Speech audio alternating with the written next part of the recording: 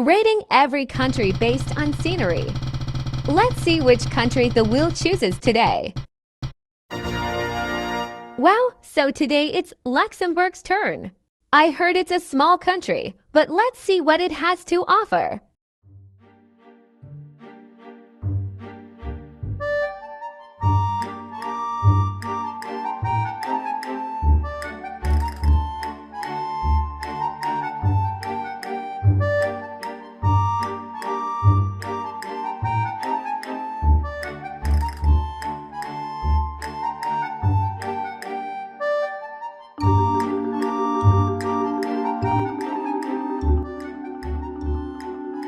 Well, I did not expect that. It has to be an 8.5 out of 10 this time. These are the ratings so far.